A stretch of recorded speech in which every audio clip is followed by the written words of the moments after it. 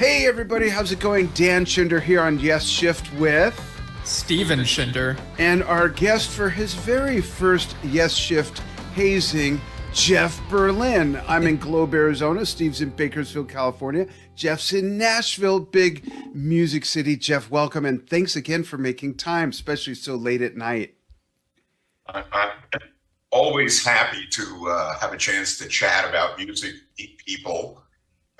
So at any hour that we can do this is a good hour for me. So Great. And we're both so excited to talk to you about a new project, new album. I don't know if there's a more legendary bass player that comes from the world of blues and what the band Cream created for the legacies of rock music after that with Jack Bruce. I mean, just amazing.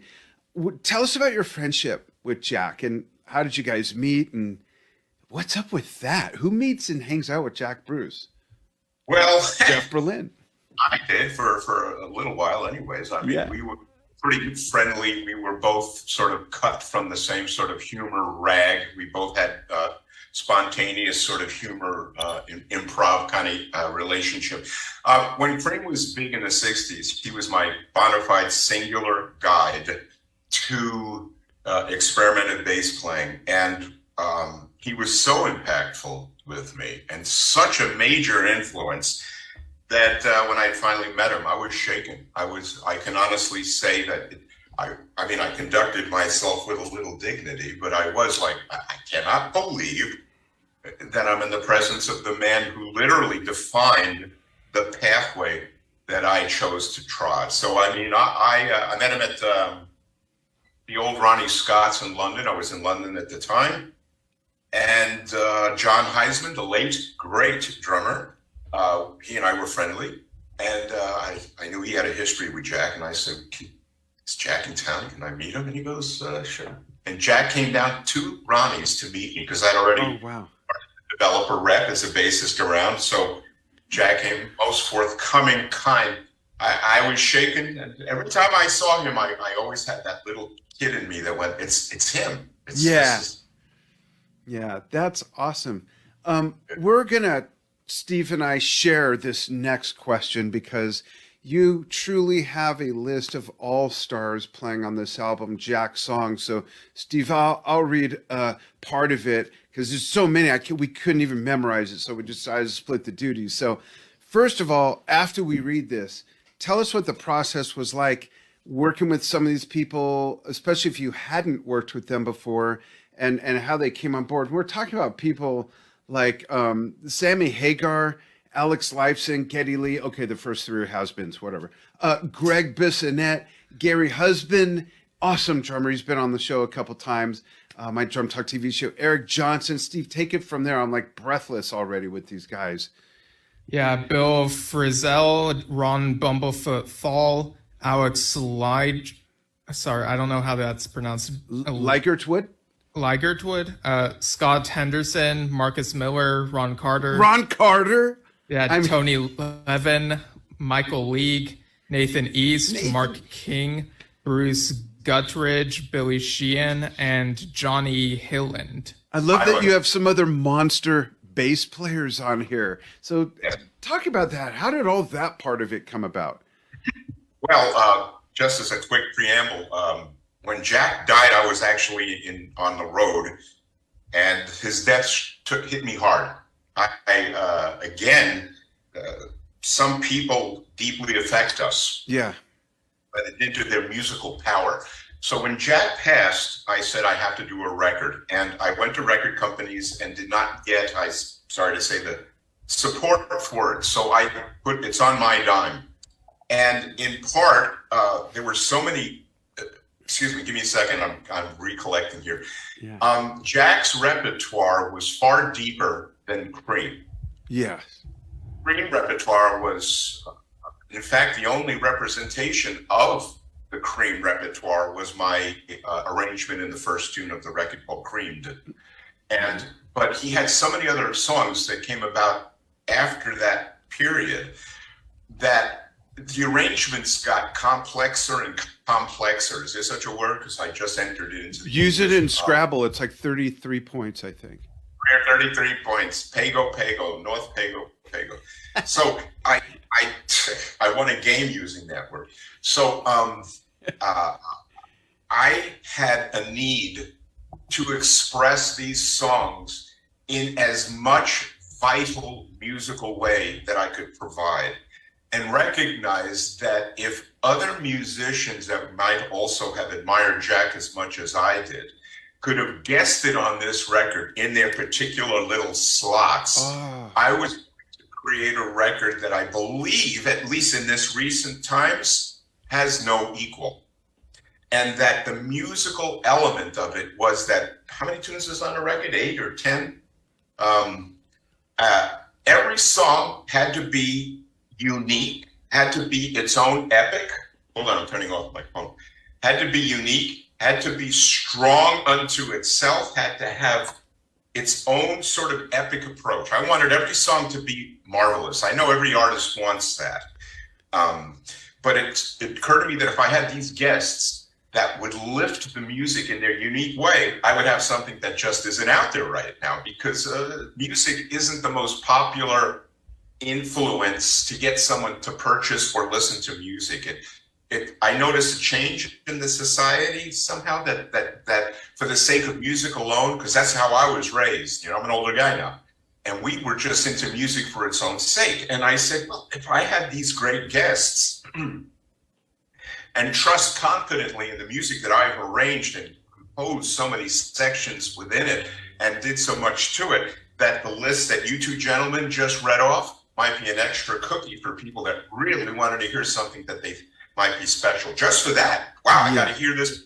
Music itself is impactful. I don't know if I answered the question. Yeah, you did. And what I love about that is when I look at the list again on my screen, I think you nailed it with that last comment about how it's that extra cookie to hear these players in that same lane where maybe a lot of their admirers had never heard them before.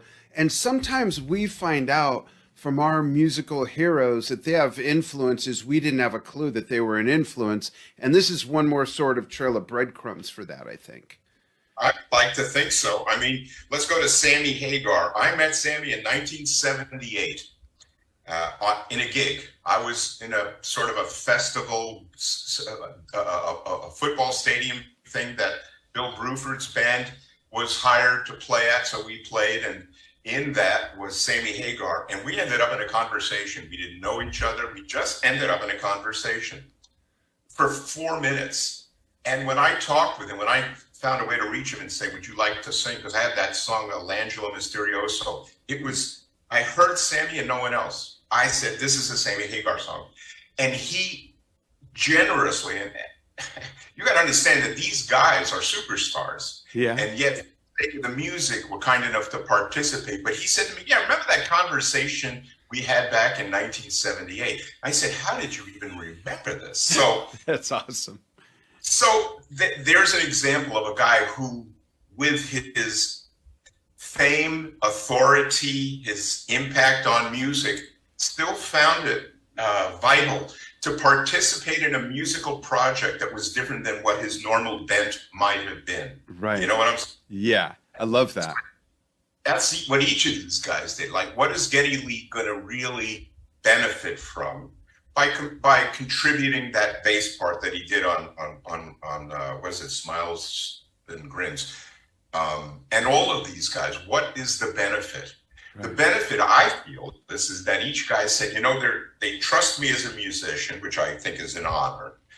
They rely on the fact that I'm going to do something that won't, let's say, disrespect their rep or misuse their reputations. That I did not take them and exclusively showcase them. I showcased them within the song, the whole congruency of the song. And in that, each of these guests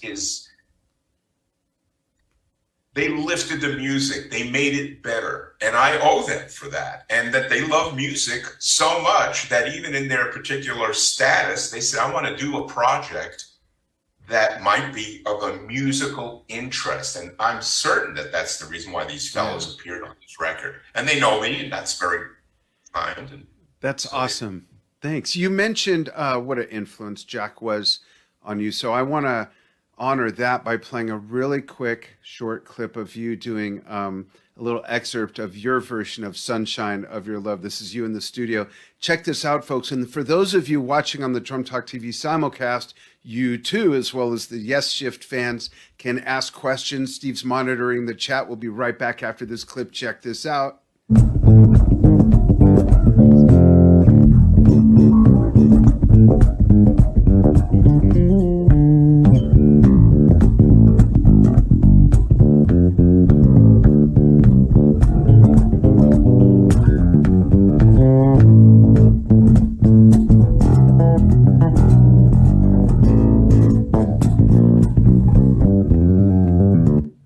That's so cool. I just love it. Yeah, how did you, for the Jack Songs album, how did you narrow it down to these songs? And what was it like rearranging the classic songs as opposed to just straight up covering them? His catalog is so vast. But when I was a boy, I listened to, I think, 3 or 4 of his solo records, to where I didn't merely listen to them, I drank them in. Yeah. So in gray matter, they were always there, and I had my favorites. And then later someone suggested, actually it was Malcolm Bruce, his son, who suggested, I think it was, Time in a Word. And I used that at the end of one of the songs. The arrangements were an interesting challenge because I don't like doing covers. I always felt that the originals tend to be superior in that the flavor, the attitude, the grunge, the amp sound, the manner that all musicians cohese, you know? Yeah. To be unique enough to where I don't think people really want to hear me going, you know, where I didn't feel that that would be interesting enough. So I'm a good arranger, and I decided to extract this part of this song and this part of this song and see if they harmonically worked, and they did. And so every song, that's why I may have mentioned earlier that each song is an epic. I wanted every song to be striking to the listener, that it was a cohesive kind of thing. I guess I used the word congruent before, and that's the wrong use of the word. I apologize. But this record was a set of songs where each song stood out because of how it was arranged. Creamed has 5 or 6 Cream references in it. Creamed. Yeah. You know what I mean? A Letter of Thanks has several Jack references to it. L'Angelo Misterioso goes into NSU, Never Tell Your Mother She's Not Into. There's 3 or 4 Jack songs from Cream and other periods, plus the only Cream jam on the record. Wow. Between Scott Henderson and Gary Husband and I. Oh, that's so cool. It is. I thank you for that. But I did see a lot of music tends to be guitar music with a good bass player. The intention was for me was to make, Cream was a guitar band in essence. Yeah. I wanted to take that Cream jam and make a guitar trio with a freaking outstanding bass part. And I thought about it, and then when we played, I said, I've got to do things that are not usual for bass to do, and sort of emulate the style of Jack while doing it, and got the best bass on, et cetera, et cetera. So these are the things that each song provided, that I wanted it to be arranged where nobody has ever heard Jack Bruce music like this before. Right. Am I being No, too it makes perfect sense. I'm imagining it in my mind like each song, it's unfolding, and I hear it like each song now is almost like a reinterpreted medley of his work, grouped in harmony, the ones that fit, like you said, when you tried them out. And what keeps going through my mind is, so were some of these songs played by both, let's say, you and Geddy, or you and Billy Sheehan, or you and Nathan East at the same time, or going from one part into another with another guy? How did the multiple bass players, no pun intended, play out during the album and the pieces? This entire record could have been a disaster because the whole record is stitched together. There practically was no live playing on it except for Bruce Guthridge's drums, my bass, wow. and the piano. Once I had written or arranged the music with a click, I use click tracks. The only reason I mention that is because I'm known not to like metronomes in practicing. Yeah. But I recognize people enjoy them, and they should, follow and do what they think is best. So in that regard, but for professional recording, it's better. I use a click track. So once the pianos were done, I went to Bruce Guthridge's place, he was introduced to me by drummer Dennis Chambers. Okay. And I said, my God, he's a phenomenon. And he and I played bass and drums. Now we had keyboards, bass, and drums. And that's where the stitch job began, because we had to overdub horns, then we had to overdub John McCracken's guitar, then we had to overdub every soloist. And then I have that tune where John McCracken called it a bass relay, which has 8 bass players. Those are the bass players that you guys mentioned. And each guy flew in a part. I sent them the music, they played. And it was really due to the brilliance of John McCracken's production skills that made this record sound organic. But it was a stitch job because I couldn't afford to fly 8 guys into town or go, or do this. Each of these guys, Sammy sang from California. Alex Lifeson recorded from his house up in Toronto, Ontario, in Toronto. Yeah. I have a pianist in Buenos Aires, Argentina, named Mariano Agustoni, who is just beautiful. He's on a couple of the tunes. Everybody was flown in. And unbelievably, I hope you guys will agree, it sounds organic, doesn't it? Yeah. Yeah, that is so awesome. I love that. And you're touring in 2023, which is like right around the corner, past the tree, make a left, and we're there. Where are you going? How extensive is the tour? And all these guys are going with you, right? All of them. They're all going to fly economy. So, I have a band that I've arranged here in Nashville. This is the group, and all of them are on the record. And we're just going to be a slug in and out group. I mean, I have an agent in Europe who is booking us in Europe and in Asia. I have no American agent. I've tried hard, but I can't seem to find an agent interested in me here. Wow, that blows my mind. Well, it is what it is, and I accept that. That's why I'm usually in Europe playing, or usually in Europe doing my thing. I'm pretty popular there and pretty popular in Asia and other places. South America has been very good to me. I can't find an American agent who will book Jack Bruce. I don't even know what to do about it. So That's crazy. thank God for spiritual and therapy. I just go with the flow. But if something happens and somebody takes an interest, I got an ass-kicking slamming group with great music. But I don't know. America's a tough nut because it's so spread out. A lot of my friends don't tour here. A lot of guys do not tour here because of the vast distances between. But I'd like to. Yeah. I'd like to. Well, are you doing any of the U.S.? Or is it all Europe and UK and Asia? All Europe, UK at this particular juncture. But like I said, there isn't an agent here that seems to see this as a viable project or me as a viable client. And I'll tell you the truth, I accept it. It's okay.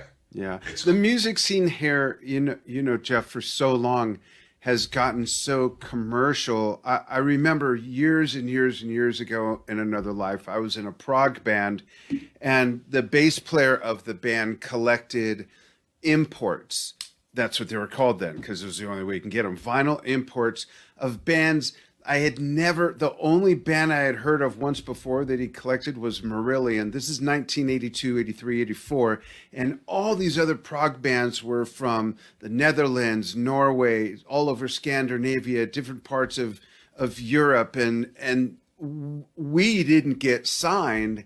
We were playing the same venues at the same time as Motley Crue, Great White, all those bands. But we were prog. We were a cross between Frank Zappa, Gentle Giant, and Genesis. And all that was gone. It was all skinny ties and new wave or spandex and big hair. We weren't having it. We were just in our lane, and we missed the boat because in America, all that was changing. And I don't think it's changed much since when it comes to the fact that they want this formula and everything but is still popular in Europe. And that's why you're so big there. Well, it's an interesting thing because a lot of artists are fairly well working there. Some of the big name jazz guys, you're going to laugh at this. I sent a letter to some time ago to Bill Clinton, when he was president. And I didn't to Biden because his plate is full. It's funny. I thought you meant George Clinton at first. I was waiting to hear that story. Well, actually, George Clooney, but he didn't get back to me either. So it was a letter saying, Mr. President, the White House often features sort of concert night, and they have artists that play, and inevitably the artists that they feature are always the same top several artists at that particular time. Always it'll be Stevie Wonder. In the jazz, it'll always be Herbie Hancock, and always, if invited, Paul Simon or Paul McCartney. Right. So I said, there is the only art that America ever invented was jazz. We not created anything else. And I said, the greatest body of jazz, brilliant musicians on all instruments are going across the ocean to make a living. I said, if you might host your next event and support the arts, get guys that are not necessarily household names that Stevie Wonder earned, obviously, because he's one of the great legends for the million reasons. I went off on a little tangent here. That's okay. But to use guys that are just not quite there, but that the president of the United States says, we created this art. I'm going to support it in this concert. Especially Bill, a saxophone player. How That's right. Interesting. Steve wants to take you back in time with a question, and we have a few. Yeah, so can you tell us about your involvement on Patrick Moraz's Story of I? Well, we actually discussed it on the show over the summer. We've been going through like the first solo albums from each Yes member since joining Yes. So tell us about your involvement in Pat's album. Well, it was due to Ray Gomez's kind intervention. I had played with Carmine Appice. It was my very first gig when I left music school.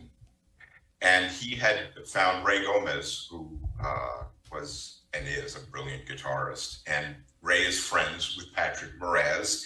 Ray, admired me, which I thought was very kind. And when Patrick was about to do a record, Ray said, you got to use this guy Berlin. And Patrick did in my first record. And then I met Alphonse Mouzon on that record. And he and I went like this as a rhythm section. I still remember the bass line we played, the first one.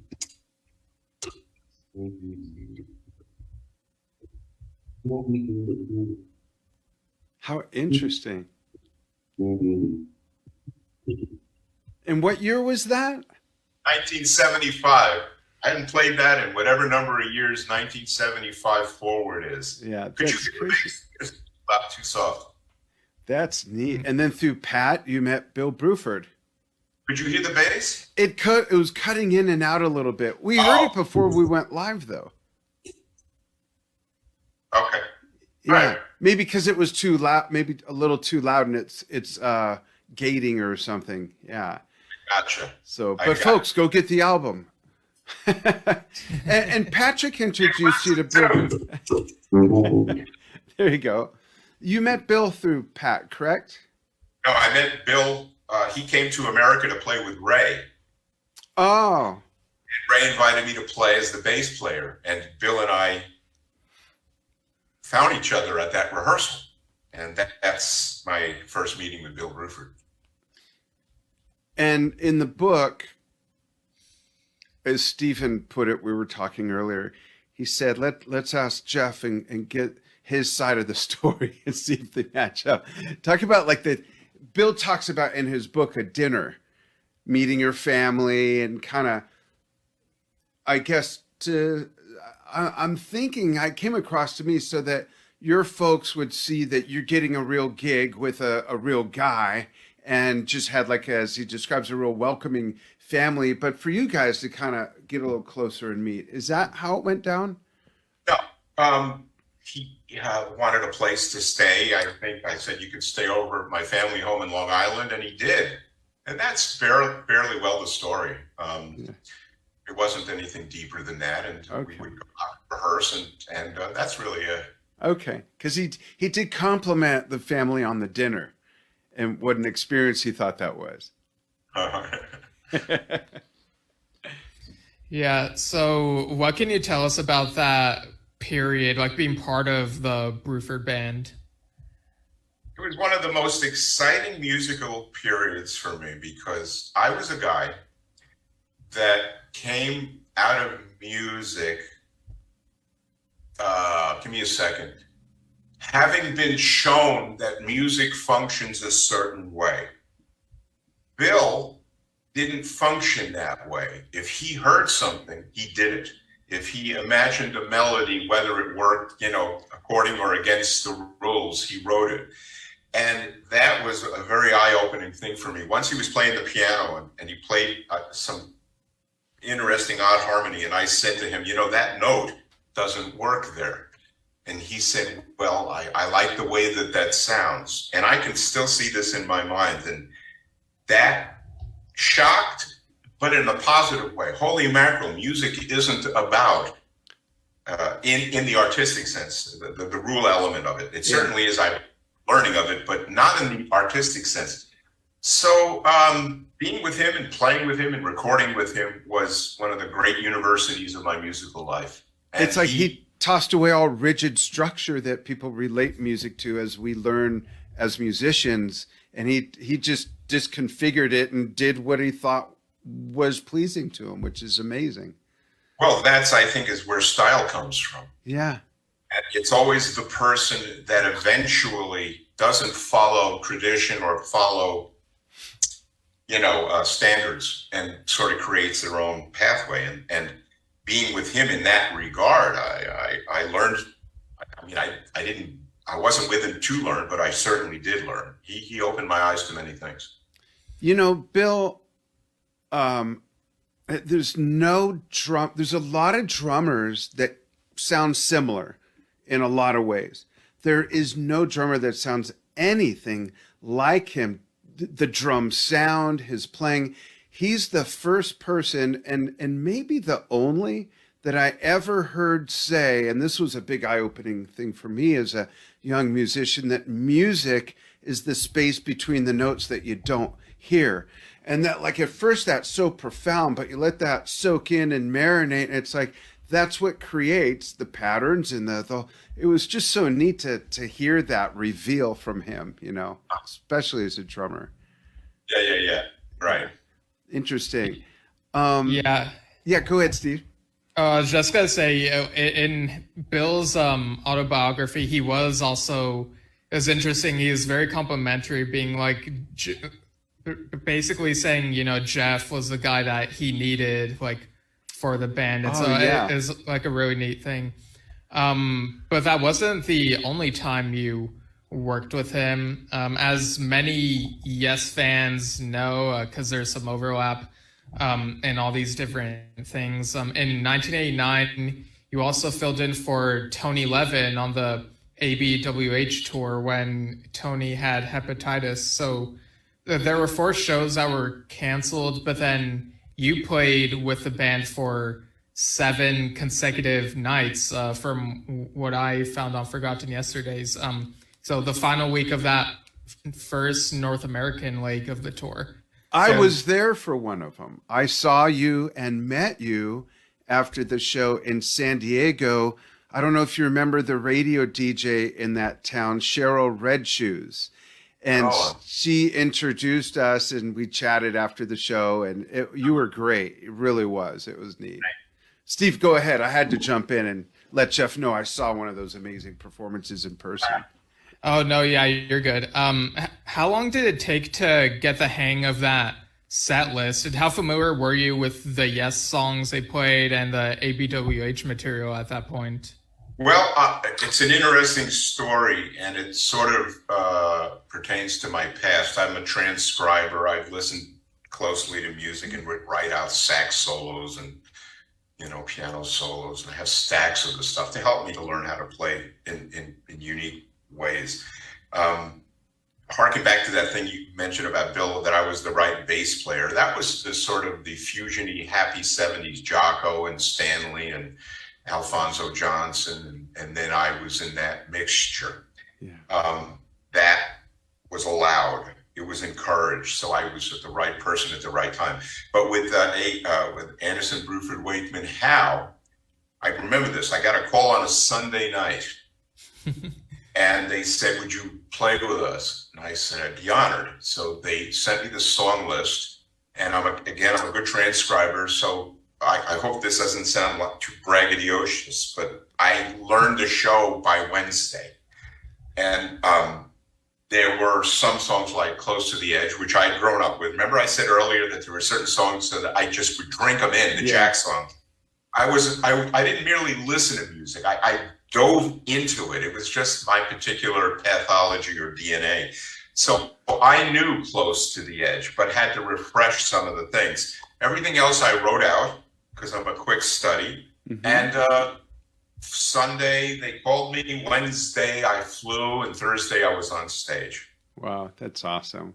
It was great. It was really a great show. What a neat time. And when we listen to the musicians you've played with now on your own record, of course, being influenced by Jack Bruce, playing with Pat Moraz, being in Bill's band, years later, like Steve said, with ABWH, you've also fooled around a little bit with, if I remember correctly, John McLaughlin and Alan Holdsworth. Yeah, how different were each of these compartments?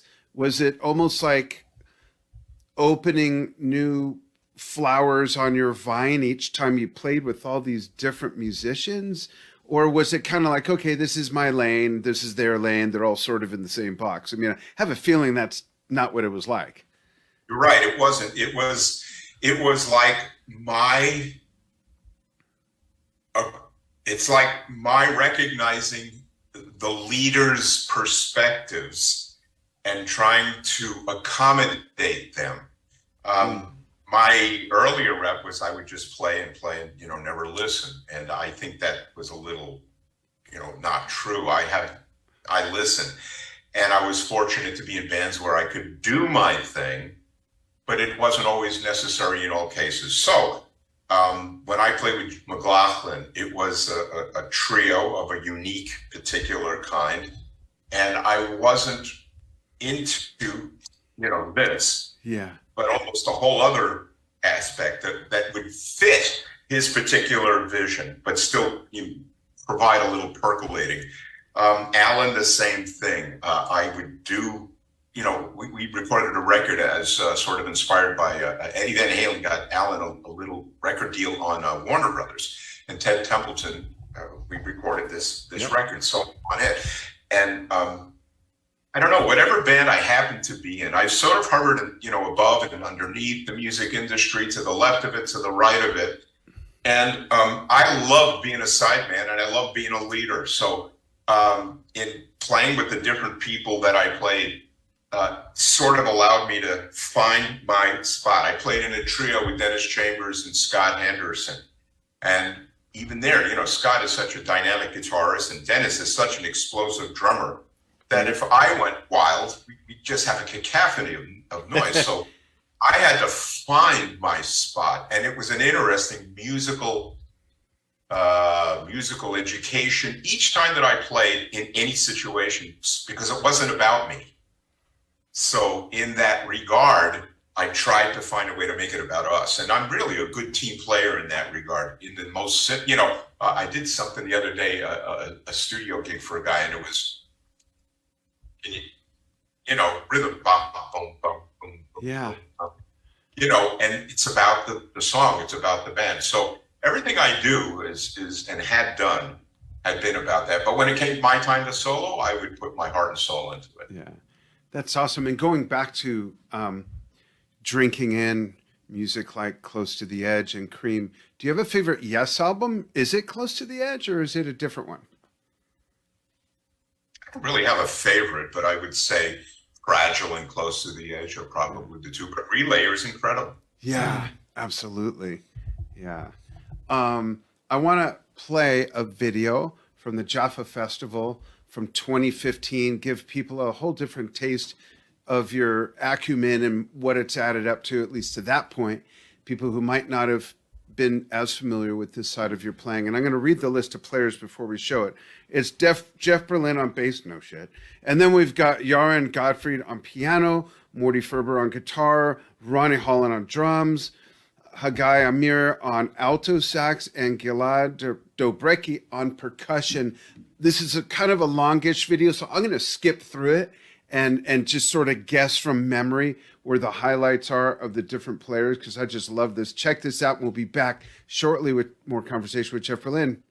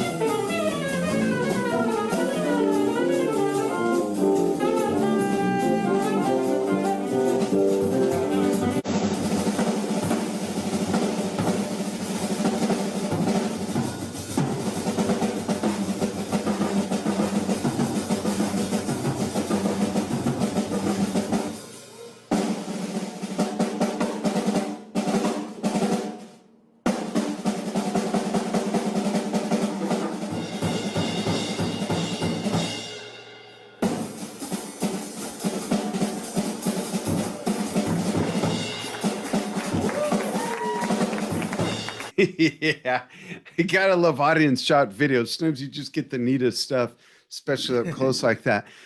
Is that where on a scale of your whole catalog of your styles and the different things you do, like to do, have done, where does improvisational, more traditional jazz like that fit in for you as opposed to other things you've done, like more electronic fusion and different soundscapes? It's equal. It counts when I do that type of music. Incidentally, I had a hand surgery Oh, a year ago. I have you probably can't see it, but I have a lump here, and I had two bones rubbing, and it caused me almost excruciating pain. And the doctor said, "Well, we can cut the bone and separate it, and put a tendon, and you should be more or less back to normal." So I went in for the surgery, and I've never played the same since. The interesting thing is that I'm out of pain, but I mhm. can't do that like I did when I was younger. But you I just did. well, I kind of The I'm struggling with it. And dexterity is different, right? yes, it is. And so to answer your question, I'm slightly slower, but the ideas are better. You make lemonade, Oh, you take lemons and make lemonade. And I found new ways to play the bass in the last year. When I say new, I interesting. don't mean earth shatteringly different. I mean new for me. So my tone is better. My pedal use is better. So where is the jazz figure in? I still love it deeply, but can I be honest? I would love to play with Ringo Starr. Oh, I, wow. I would love to play with Metallica. I would love to play with as a sideman in a rock thing. I would love to play. Uh, I'm a very good colleague, and so as I get older, and I'll tell you quite frankly, since I've been to therapy, because I went to some difficult times for some years, and I had to go to therapy. And the reason I mention it, because I'm not shy about it, and also maybe someone having difficulty might consider it, because Yeah. it's a valuable thing. But since that happened, I became a lot more open and light and accepting and non-critical and willing and happy to play other music. So it's really done me a world of good. And in that, so the jazz, I'll play jazz anytime and anywhere, with the great players. See, I also do international kind of gigs. That's what I mean. It's like this was Asia, wasn't it? This was what'd you say, what festival? It was the Jaffa Festival in 2015.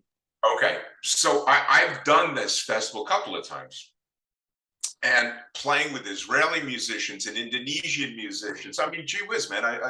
The beauty of jazz in the sense of, so what should we play? A one-day rehearsal, because everybody knows what to do. That was one of my tunes that we were playing in this clip. I can't remember the name of it. I think it's called "Everyone Gets Old If They Have the Time." Oh, that's great. I like pun titles, and Yeah. so I think that might even be Richard Drexler's title. In fact, I'm quite sure, the pianist. And if I can play and feature myself, I'm there. If I could play and support the band, I'm there. If I can play. Great. See, one thing that I will do always, if I'm allowed, is provide something interesting. That's my credo. It's one reason why I lament that I've never played with Jeff Beck. He's one guy that I would very much like to play with while he's still out and active. Yeah, and still so good. Oh my gosh, he's like 93 or something. Well, not really, but he's up there and he's so good still. It's amazing.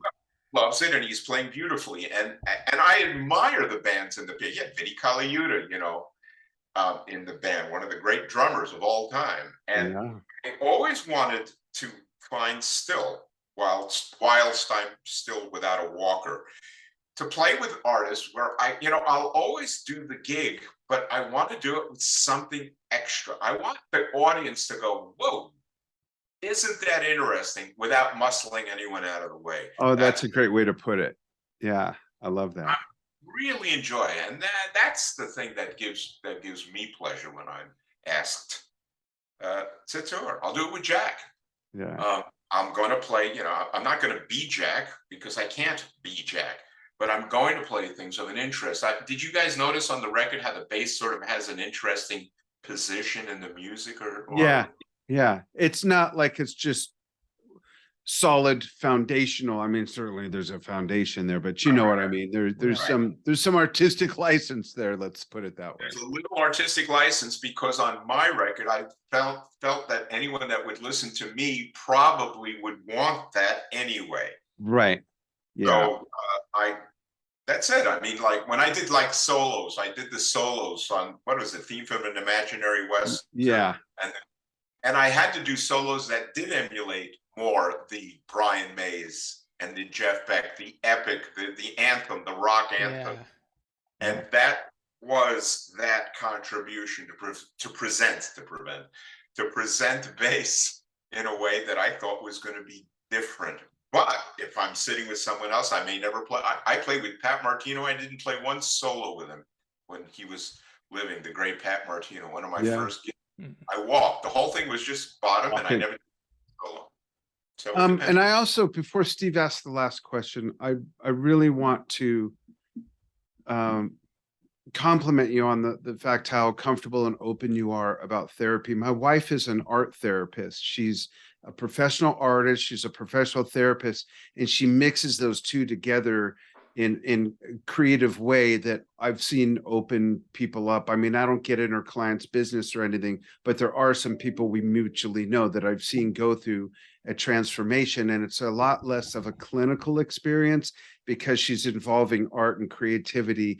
And the thing I love when I hear people say, but I don't paint or I'm not creative, this or that. And she says, we all are. You just haven't found it yet. Let's open that up. And it's amazing. So I love that you're out to inspire people to understand that it's okay to talk about. There's nothing taboo about that. You know, who hasn't been through stuff? And if we're big enough to address our stuff and it solves it, it gets us through it, we should be talking about it. So it's great. Thanks for doing Right. that. It gave me my life back. And as I said, I grew up in a I didn't say, may I say, Yeah. I grew up in a highly critical family, a very dysfunctional family. My father's a kind of a Holocaust survivor. My mother was an abused person. And then these two people got together and had kids. So the legacy of that has been lifelong. And one of the legacies of that upbringing was deep criticism. I criticized educators. I criticized for the longest time undeservedly people like Steve Bailey at Berkeley or Victor Wooten for their educational acumen. Oh. And it was well, I did it because I was a criticizer and because I did not have the wisdom, or I was unconscious to the fact that people are different and that you have to respect, with real respect, people that choose their path and how they did things. I didn't know what that was, and I only found out about it recently. How about them apples? I've been in therapy on and off a long time, but I owed a lot of apologies, and I'll use it here in your forum that I don't criticize anybody anymore, and because it is unbecoming, it's unfair, it isn't even correct. So I had a lot of humble pie, and I did it as a part of my penance in order to become a better person in all ways by apologizing to anybody that ever didn't felt uncomfortable with my comments, because now I don't feel that way, and it's even now I'm still proceeding because I still go to therapy, so I still try to develop things, and learn and be better. Yeah, I think, Jeff, that begs the question. I hope this doesn't sound like a platitude, but going through that process and everything, how enlightening and liberating has that been?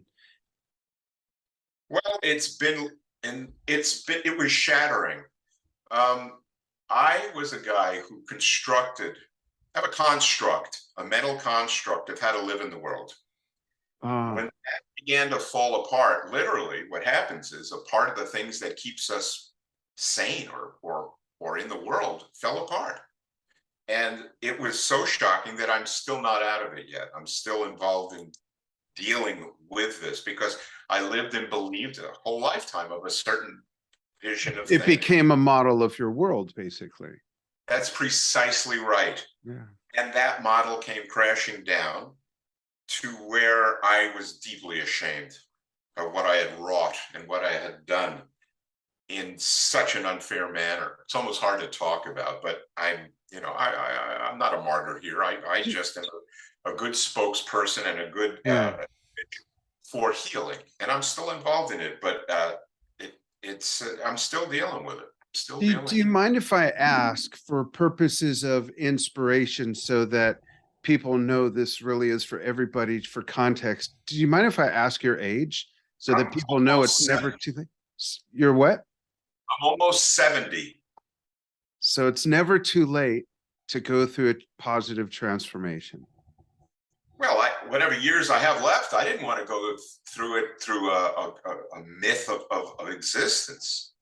I wanted whatever time is allotted to me as a musician, as a human being, I wanted to do it and see if there is a comfortable, peaceful way, a sharing way, a loving way, and because I haven't forgiven myself for a lot of stuff yet. That's part of the work, but I'm going to be 70 in January.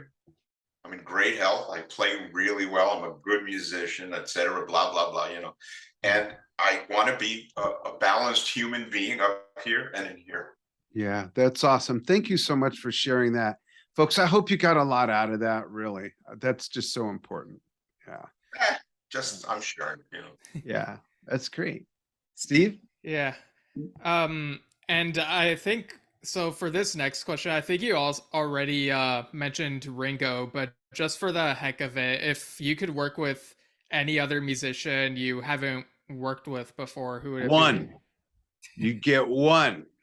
I would say Jeff Beck because Jeff is a player and an adventurous musician, and a spark of brilliance exists in him. And I think that we would be wonderful colleagues should the opportunity come up. Now, here's the little bit of the concern I have. I'm on a public show here, so it's not like I'm trying to use your Right. to lead my way into the Beck office. I'm not. I'm just sharing a thought to you. Yeah, That that's okay. He's kind of, but I'll go for two. I love Ringo. I love McCartney. These are, these are older men now, but Right. yeah, because I'm a good pianist. I'm a good guitarist. I don't know. I'm kind of into that. I've played jazz all my life. I love jazz. I'll continue to play it, but I wanted to play with great adventurous musicians. Jeff Beck is absolutely in front of the pack. And the thing Yeah. about Jeff, I could totally see how you'd be able to live out that more foundational stuff that you've played less of, but still have the opportunities in his music to get colorful. You kind of have opportunities for the best world, it seems like, with his music. And Yeah. I would find that out in 5 minutes. That's the thing. Sometimes the Beck's boogie or there's this what's the name of that song? There's a song by Jeff. He's done a lot of songs, and sometimes he needs, you know what I mean? yeah. That's Yeah. So of course, tasteful, tactful. But anyway, since you asked, I'm a big fan of Jeff's. Yeah, and he Very also has the same initials as you and as Jack Bruce. So there you go. Oh, interesting.